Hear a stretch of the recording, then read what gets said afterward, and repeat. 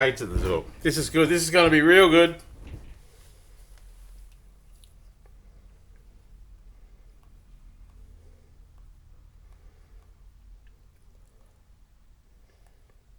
Hang on a minute.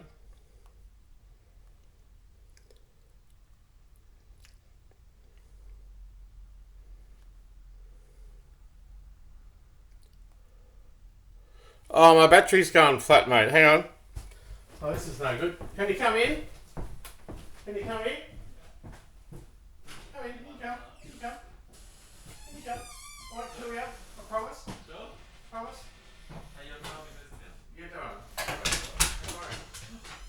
This is Crystal. You're a big poof, eh? Only poof does wear shoes like that. What shoes? What? I don't like them. Oh, you're gay, aren't you? You're not. Oh, you're just a metrosexual, is that right? Something like that. Excuse all the drug paraphernalia and booze, but you know, who gives a fuck?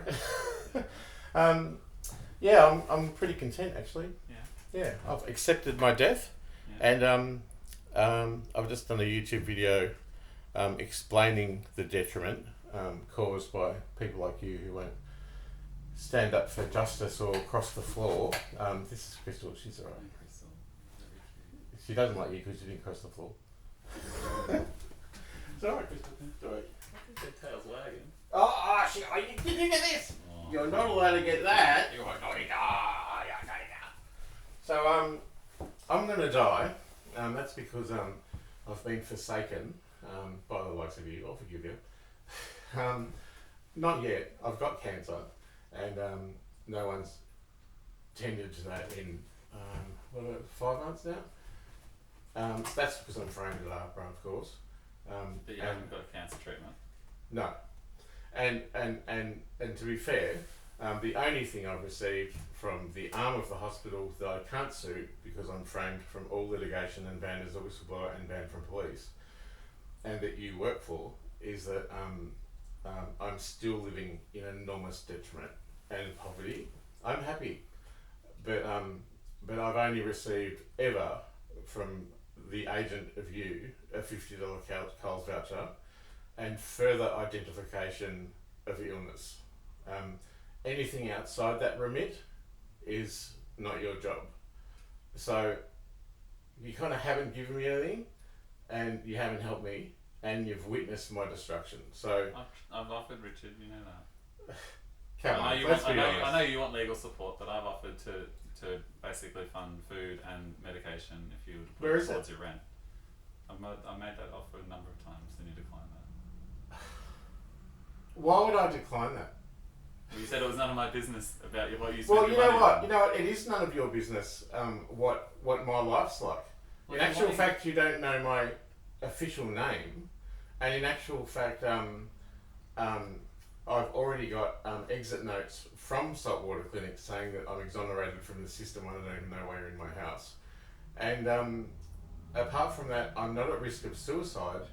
I'm a scapegoat, as I've told you again and again. You fail to see or act beyond that scope, and you fail to acknowledge that this systemic corruption and the misdiagnosis, which you well know of, in the first hospitalisation, and the systemic government oppression that led to my suicide of people forsaking and framing me, was the reason I died. It wasn't from mental illness at all. And Dr. Lagrasso was right. Like, it wasn't delusions of persecution. It's absolutely correct. And it is well documented on the website killhim.info. Now, my former partner still owes me $500,000. He's hiding. Why is he hiding? Of course, because he worked for ASIC. The complaint with Dr. Whitaker. Now it is revealed that Mr. Ball, his lawyer of Mr. Ball and Partners, informs government policy on how to practice law in this country, and he's actually presented speeches at APRA where he defended the doctor with insurance agency for doctors.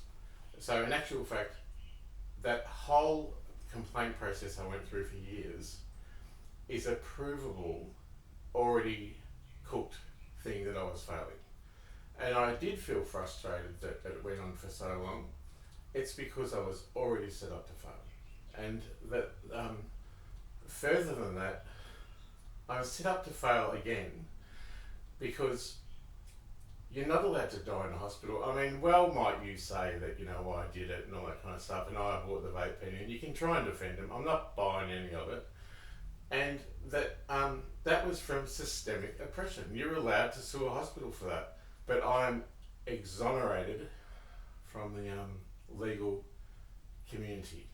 And I can't report to police, and I can't be a whistleblower. Can I ask, is there a chance that it was basically investigated and they felt that it, like, if it was someone else, the same outcome would have happened? Do you want to know what the apology was from the hospital? You told me, Richard. No, well, what do you think of that, Kade? You're backpedaling. I'm not and backpedaling. you are, and you absolutely know that they were sticking it up me, that they knew that I couldn't get a lawyer, because Dave Stevenson, your boss, knows I'm a failed whistleblower. He knows I'm cooked. I just got a letter from the Office of Prime Minister and Cabinet for my freedom of information. And at first it was voluminous and complex. Sounds like a pert, voluminous breast, doesn't it? And now I apparently don't exist. And that's exactly how they want it. And I won't exist because I have cancer and I'm not getting help, and so how I haven't got enough food. so you can access healthcare without. I don't need healthcare. I need justice. It's justice or death, mate. But if you're dying of cancer, there's treatment for that. Mate, I've got a mental illness and there's treatment for that. There's absolutely none. What have you done for me lately? You know, there's no. I'm more than just a mental illness, and I'm more than a cancer. I see you much. I'm more a holistic being. Absolutely, and I see you as much more than that. No, you don't. You see me. You identify me as illness, and you lock me up with people who have lower educational qualifications than I do, by police who I can't report crime to, by a law that's the Mental Health Act, which I cannot report crime to police, but they will enforce that law on me. What is the irony here about they moving me on with nowhere to go? So when Wait. With nowhere to go via a ruling from VCAT. However, I've already failed 2 VCAT cases, 2 VOCAT cases, and above that is the health portfolio, and above that is the Attorney General's portfolio, and above that is the Prime Minister and Cabinet, and I've spoken to all of them, lost millions of dollars in detriment, and I don't have a chance. They are going to move me on. Hearings? What? Did you go to the VCAT hearings? Yeah. One of them. I'm cooked, mate. I'm cooked. I've been framed. I'm clusterfucked, character assassinated, and you know it, and you won't cross the floor against your boss. When is do you know when the eviction's going to happen? It's happened. I'm past eviction. Yeah, so when are you going to get kicked out? I don't know. They could come any time. And I've already called the police explaining this, saying I want to report rape, murder, tax fraud, drugging, conspiracy to pervert the course of justice, and car theft, and the theft of my phone, and millions of dollars in detriment. Can I do that? And of course they go, oh, and they send a welfare check. That's how cooked it is, mate. And you will know it. So what is your plan? Like, let's say they come around tomorrow. What's the plan? So they come and say you have to leave. Where are you going to go? Well, they're going to move me somewhere. My mother said, because she's forsaken me, they prejudice different choices of drug use. It's been 16 or 17 months since I suffered a fatal injury. Do you want to see the paperwork that says that? You well know that it's caused me a brain detriment, and you as a health agency and policing mental health, because into this brain fart that I'm having, it's not drugs. Drugs have saved me, but they exploit me because the powers that be provide it. I don't get in trouble. I get to drive around baked. I got pulled over by the cops and had $3,000 in my pocket. They knew. They allow me to do it because they think it's going to cause a psychosis, and they are well aware that you're slowly waiting on the sidelines to whip me up once that I'm distressed with no home and put me in a hospital. Do you honestly think the drugs are helping you? You're scapegoating. You're changing the topic. I'm saying something and you're not acknowledging. That is not a change of topic. You'll be talking about the exact same thing just then. You know what? Drugs are amazing. I've survived on, first of all, job seeker. I was on a pension for 10 years. They put me on job seeker, the government. My former partner is... Wasn't that to do with your earnings though? It's got to... You know what, I'm just going to ask you to leave soon because you're not valuing the whole thing because you're gaslighting everything I say. You are. And this is actually the most meaningful conversation I feel like you and I have had. Well, we're standing in the same room. Yeah. And we're not framed by a man-made law where you're oppressing and bullying me. Well, I'm certainly not trying to do that. Well, you're not... If that's your sense of it. You're not valuing what I'm saying. So, what legal right do you even have to be here if you don't know that? Well, I mean, you did invite me inside. Well, that's true, but why did you come here? Am I on the books or off the books? No, you're on the books still. I haven't formally discharged you. You're the one who gets our team hasn't formally discharged. Oh, the team. And you know what? You know that psychiatrist who incarcerated me last time? I've never even fucking met her. Well, you've had a couple of phone conversations with, and they've gone very swiftly. You've basically told her your mind. And Why would I self-identify first as ill when you're preaching to the converted that they already think you're sick? Why would I even put my power or my fate in a person who has already judged me? I'm more than that. I'm an amazing fucking human being. I don't dispute that at all. Well, anyway.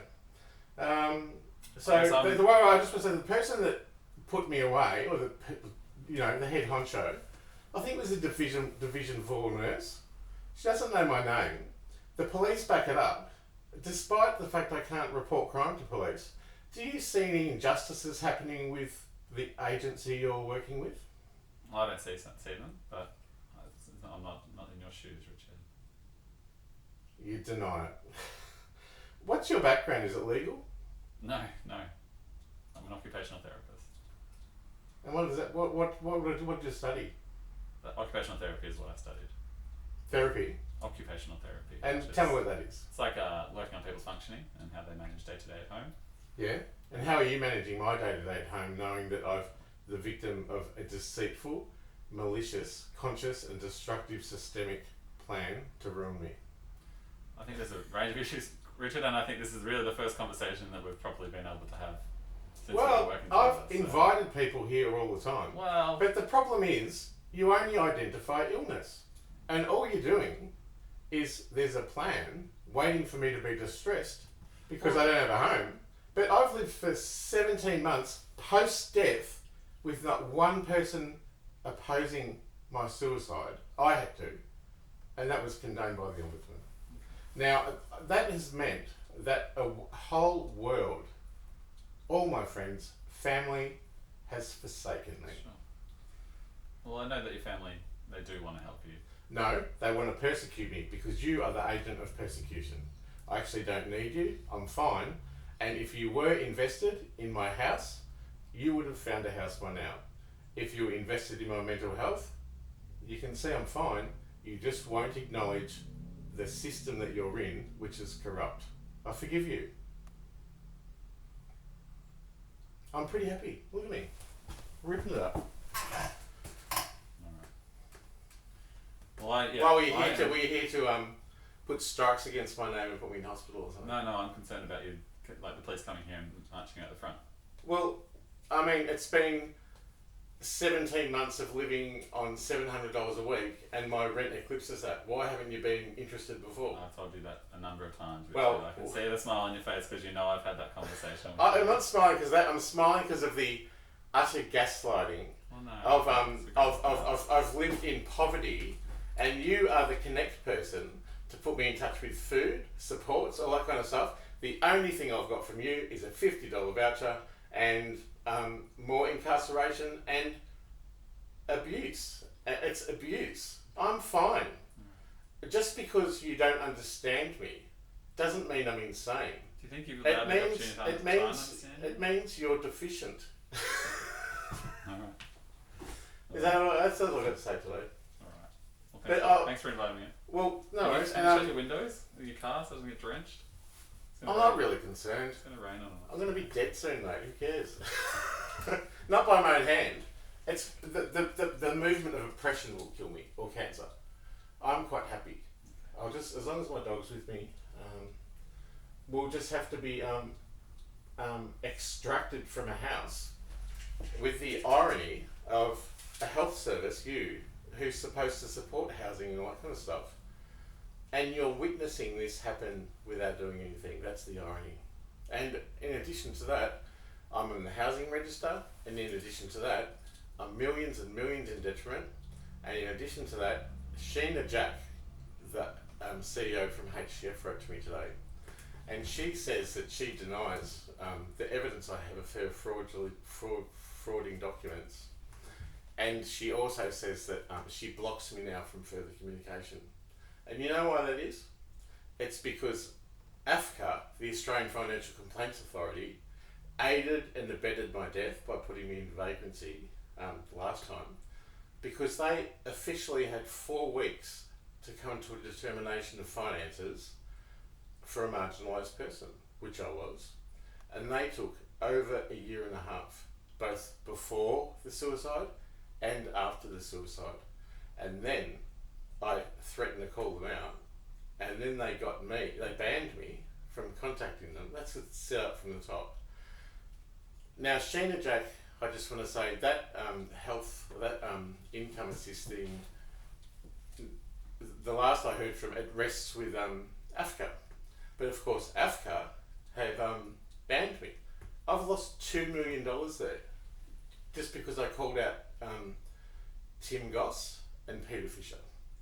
And the agent at the top of AFCA is in line with other agents such as the AAT, Comcare, the Australian Human Rights Centre, where they free kicked $1.5 million to the opposite team. All of these portfolios are under the Attorney General. And I pointed out the corruption, and I told the Attorney General that I didn't want a helpline. I'm not insane. I know it's happening. What I want is for justice to happen, and for an intervention into what is being set up to fail of my work cover case at the AAT. What have you? No. She's nervous because she knows who you are. She knows what happens when you go. So I told her that. But she sent me the same helpline. Now, I'd spoken to the same CEO, Jack Heath, before about this issue. He said to forget it and move on. Now, I'm within my rights to stand up for myself, and I was right. And I didn't know till after I died that I'd been framed by that lawyer as an extortionist and by my former partner. And that it was a conscious, malicious, and exploitative design to render me destroyed. And then after that, my business failed. The business got destroyed, richmclean.com.au. And I've proven now, beyond reasonable doubt, that anyone, anywhere could, if they looked, could not oppose that a system of oppression is occurring. It's a conspiracy to avert the cause of justice. I'm sorry, you're in on it.